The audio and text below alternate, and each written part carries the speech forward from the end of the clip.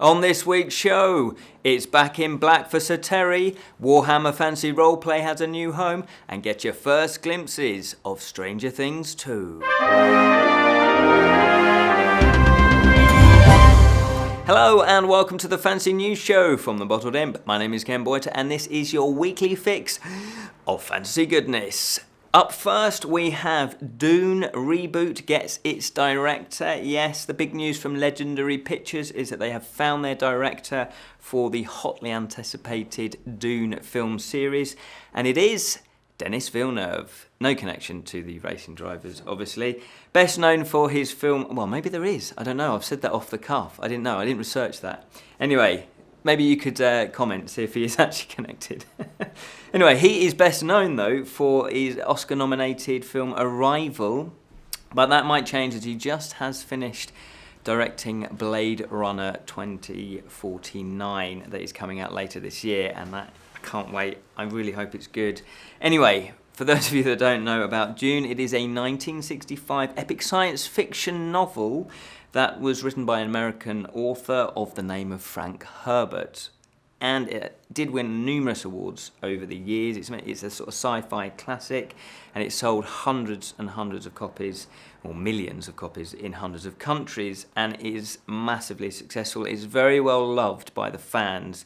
So obviously, when Hollywood or anybody adapts into a film series or into a TV series, the fans will obviously be very, very wary of this, because if you remember, David Lynch did that way back, I think it was 1984, and we don't really talk about that one. Anyway, the Dune story does tell the story of Paul Atreides, if that's how you pronounce it, whose noble family accepts the stewardship of a planet named Arrakis. Ken, if that's how you pronounce it. Now, it just so happens that this planet is the only resource, the source, I should say, of a resource named spice, and it's the most important and most valuable resource in the whole universe. So you can imagine other people may want to control that planet in order to control the supply of spice. Now you can imagine what happens. There's a big kind of, it all kicks off.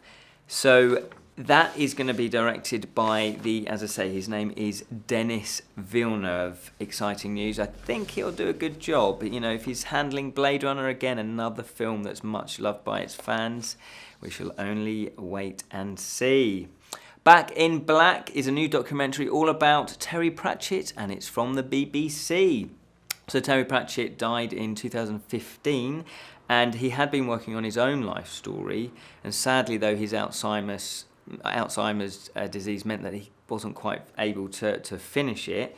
And this documentary tells a remarkable story of how this massively popular author, how he actually, started to write the Discworld novels, and just looking back at his life, the Discworld novels have sold over 85 million copies worldwide. Wow, that is an enormous amount of books sold. Now, according to the BBC, the documentary reveals that Terry's road to success was not always easy. From his troubled school days to being dismissed by literary critics to his battle with Alzheimer's. But he was also knighted by the Queen, adored by millions of fans, and has a legacy of 41 much-loved Discworld novels. So obviously Terry Pratchett did have the last laugh on that. Now, just to let you know, we did announce it a couple of news shows ago. I have set myself a challenge, a fantasy challenge, if you will, and it is to read all of the 41 Discworld novels by the time the year is out. So it's kind of getting past the one a week now. It's probably going to be up to 2 a week. I can't say much more than that because we're going to be kind of doing it at a certain point during the year. We've got some other exciting news, but again, I can't really talk about that. Anyway, you can catch Back to Black on BBC Two at 9 p.m. this Saturday, which is the 11th of February. Or you can wait until it's been aired and then get it on the BBC iPlayer. Tickets are now on sale for this year's FantasyCon. FantasyCon is a destination for readers, writers, artists, editors and publishers of all things fantasy, horror and sci-fi. There are 3 days of panels, talks, workshops and, probably more importantly, socialising. And they bring together the best in writing, publishing and reading. And the British Fantasy Society, they cover all things in the fantasy genre. They're hosting the event, and I've just become a member because it does look like, if you're into fantasy, that is the sort of society that you want to be joining. They've yet to list all the activities that will be happening over the 3 days, but you can actually buy your tickets now for those of you that already know you want to go, and you can get your tickets from www.hwsevents.co.uk. And FantasyCon takes place over the 3 days between the 29th of September and the 1st of October at the Bull Hotel in Peterborough in England. You can find out more about the British Fantasy Society membership and what they also do at their website, which is britishfantasysociety.org. Licensing rights to their Warhammer Fantasy Roleplay game is close to a deal, maybe. Now, according to the website Grim and Perilous, Games Workshop licensing department are in the process of concluding a deal with a major European publisher for worldwide distribution rights to their Warhammer Fantasy Roleplay. The roleplay game is set in the Warhammer universe, as obviously you can imagine, and it's currently published by Fantasy Flight Games. There's lots of speculation about who would actually be acquiring the license, but it looks like, having gone back to this story, it looks like Cubicle 7 have won them. The RPG website Drive-Thru RPG is now showing that Crucible 7 is the distributor. Now, Crucible 7 have great titles on their books. Doctor Who, Adventures in Middle-earth and Lone Wolf are some of the titles. So it does look like they'll do a good job of this and it'll be a good fit. There doesn't seem to be any official confirmation of this yet. There might be by the time this airs, but as of yet, there might not be any official confirmation. So it's just that little clue really on that Drive-Thru RPG website. We'll obviously, if we do get confirmation, we'll let you know. Obviously, you're our fellow imps. The first trailer for Series 2 of Stranger Things has hit the internet. The teaser trailer first, though, was part of the Super Bowl adverts and is now online for everybody to see. It's fairly brief, so you only get glimpses of what you can expect. It's like obviously the first teaser trailer. And one shot is of all the kids wearing Ghostbusters outfits. I thought that was quite cool. Plus there is a huge giant tentacle creature thingy seen in the sky. So we could be in for a bit of science fantasy for this one. Now, if you've not seen the first series, it is available on Netflix in the UK. I'm not sure where else throughout the world where you can see it, but Netflix in the UK.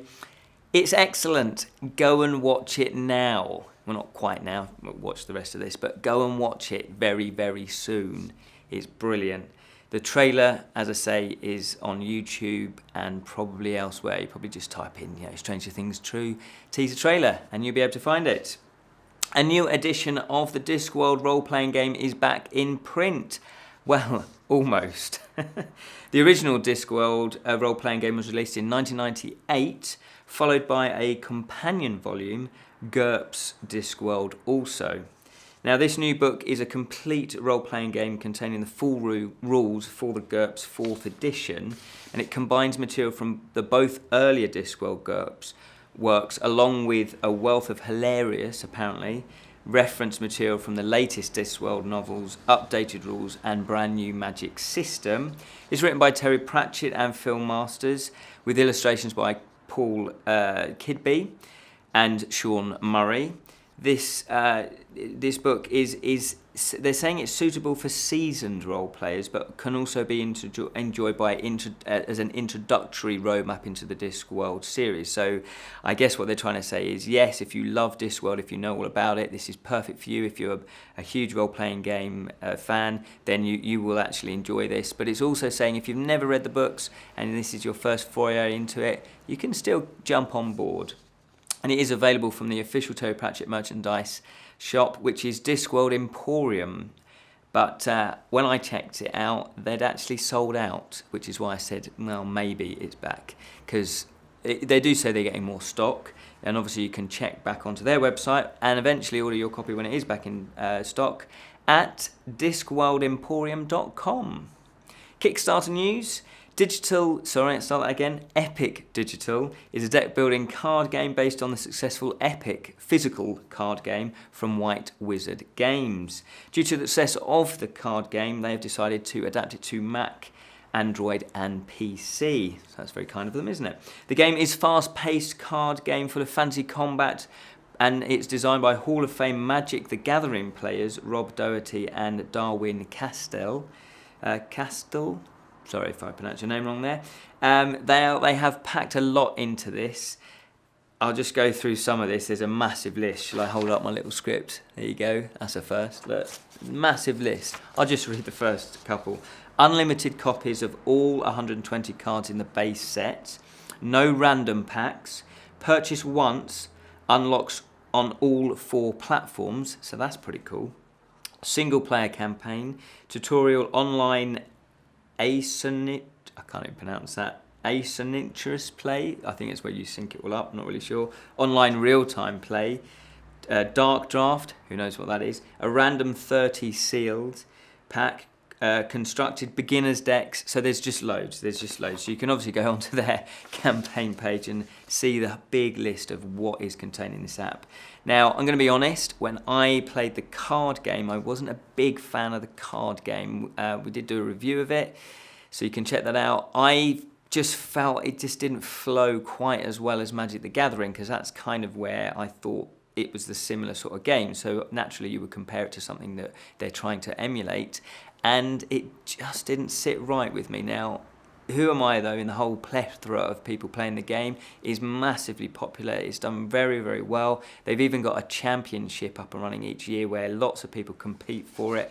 And I believe it's something like £10,000 or $100 prize money. So, you know, they've invested a lot into this card game, and it has done massively, massively well. So for people that like this, I would check out, if you've never played it before, I would probably check out the app first. You know, as in check out their campaign page, and then because they have got lots of videos of how to play the game and lots of big images of the artwork. The artwork does look stunning, I'll give it that. It does look amazing.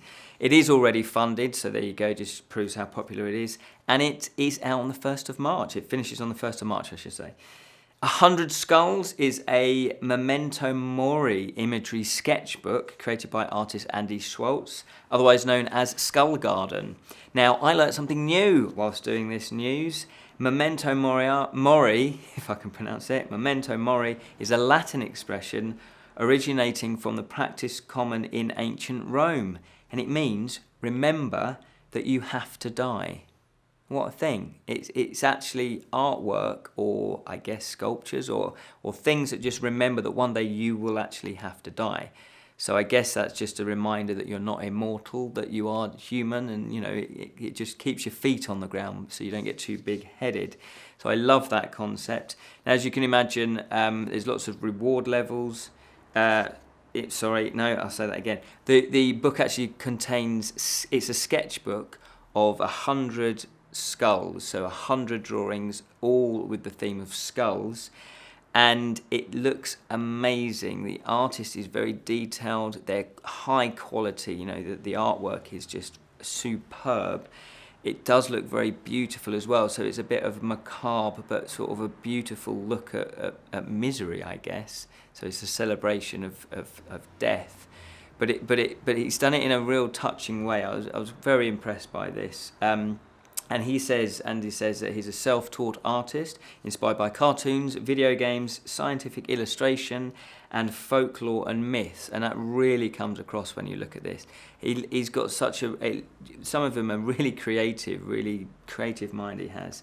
There are 2 versions of the book, a soft cover and a hard cover. And both versions are 6 inches by 9 inches. It's black and white, and there are 100 pages, so you can imagine 1 skull per page. I love this concept, by the way. I think it's a really interesting subject. It is already funded, and it finishes on the 14th of February, so the perfect Valentine's gift.